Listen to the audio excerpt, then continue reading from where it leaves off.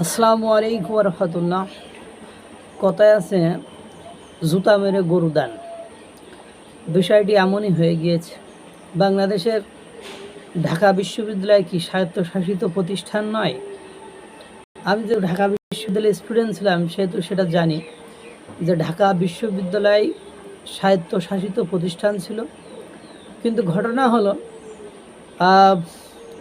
সেই ঢাকা বিশ্ববিদ্যালয় কি আওয়ামী লীগের নিয়ন্ত্রণে ছিল না? সেই ঢাকা বিশ্ববিদ্যালয় কি সরকারের প্রভাবমুক্ত, দখলমুক্ত, সরকারের আধিপত্যমুক্ত কর্মকাণ্ড করতে পেরেছে? আপনারা দেখতে পেয়েছেন কখনো? তাই যদি হতো, আওয়ামী লীগের সময় যে ভিসি ছিল, প্রক্টর ছিল, প্রভিসি ছিল, ট্রেজারার ছিল, এদেরকে কি হটানো যেত, পদত্যাগ করানো যেত?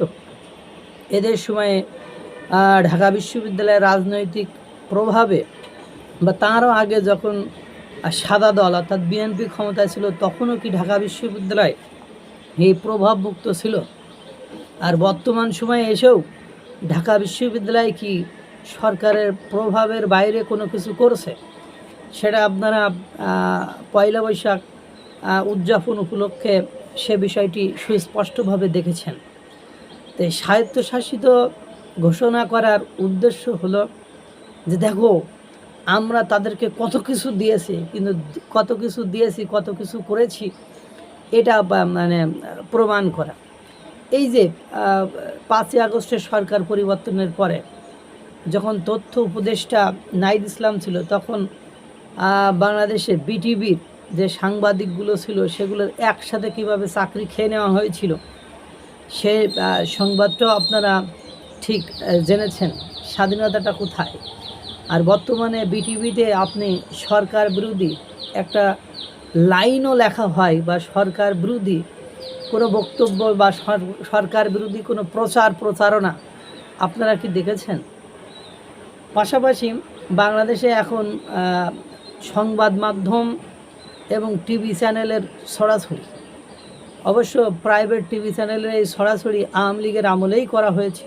এবং শেখ হাসিনা প্রায় বলতো যে দেখো, আমি গণমাধ্যমের স্বাধীনতা দিয়েছি, যে কিভাবে করে আমি এইগুলো প্রতিষ্ঠা করতে সুযোগ সুবিধা দিয়েছি, আমি গণমাধ্যমের স্বাধীনতা দিয়েছি, কারোর গলা টিপে ধরেনি, বাক স্বাধীনতা দিয়েছি।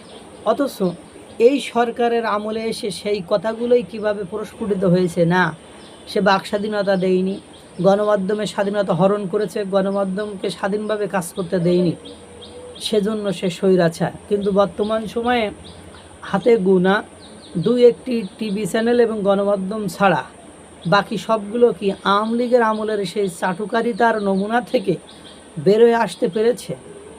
বেরোয় এসে কি বর্তমান সরকার ডক্টর ইউনূস সরকারের আপাদমস্তক সমালোচনা করতে পেরেছে?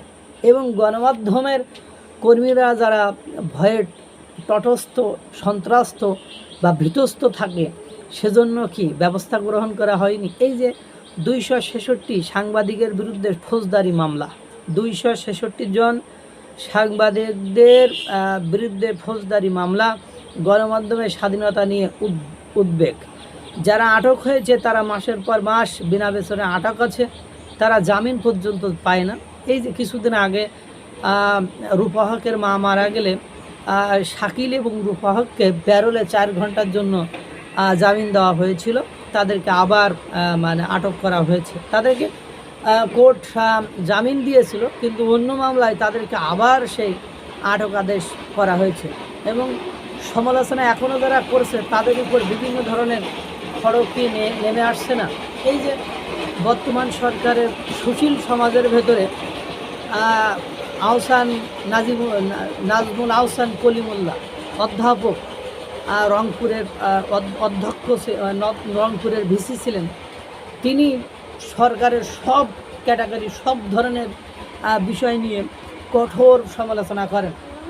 আর 10.5 মাস পরে সরকারের ডক্টর ইউনূসের ক্ষমতা গ্রহণের 10.5 মাস পরে এসে তার বিরুদ্ধে কি দুদক মামলা করতে পারে, অভিযোগ দায়ের করতে পারে। কিন্তু এতদিন পরে কেন? প্রথম কথা। 2 নম্বর কথা, কলিমুল্লাহ বলে যে তার কণ্ঠরোধ করার জন্যই এই মামলা, আমি এই ধরনের ফুটু পয়সাও এদিক করিনি, সে বলেছে। আমরা লাইভে সরাসরি তার বক্তব্য শুনেছি। এই যে এস সাব্বির, তাকে আটক করা হলো, আটক করার 2 মাস পরে যখন মিডিয়াগুলো তোলপাড় শুরু করলো, তখন মানে জানা গেল যে সে এপ্রিল মাসে আটক হয়েছে। তার বিরুদ্ধে সন্ত্রাস বিরোধী মামলা দেওয়া হয়েছে, বা দেশদ্রোহী মামলা দেওয়া হয়েছে তাকে।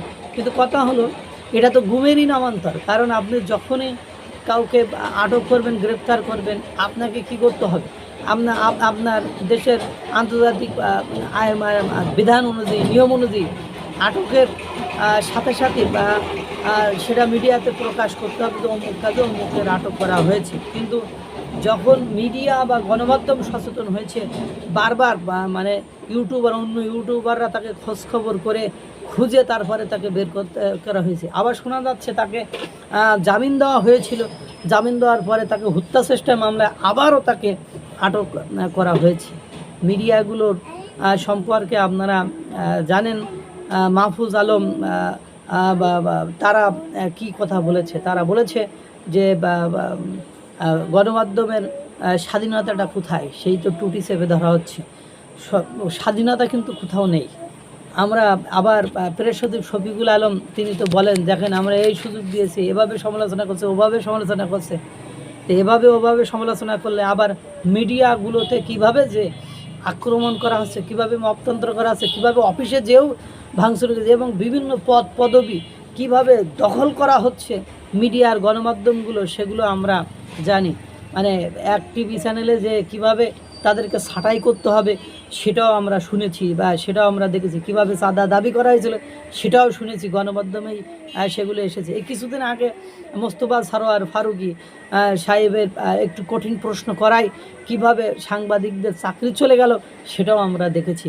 এবং মিডিয়াগুলো যে কিভাবে সরকার বিরোধী কোনো বক্তব্য, মতামত এগুলো যে প্রকাশ করতে পারছে না, সেগুলো কি বলার অপেক্ষা রাখে? হাতে গোনা ওই যে মানে কয়েকজন, 5-7 জন ছাড়া মিডিয়াতে এই ধরনের কথাবার্তা বলার সৎসাহস কাউকে আমরা কি দেখেছি? তা আমার কাছে বিষয়টি এই যে জুতা মেরে গরুদানের মতোই হয়েছে। আসলে গণমাধ্যমে এখন মনে করো কিসের সুনামি চলছে গণমাধ্যম নিজেই জানে না। গণমাধ্যমের এটা যদি স্বাধীনতা বলা হয়, তাহলে স্বাধীনতার সংজ্ঞাটা পাল্টানোই উচিত। আল্লাহ তাআলা সকলকে ভালো রাখুক, সুস্থ রাখুক। আসসালামু আলাইকুম ওয়া রাহমাতুল্লাহ।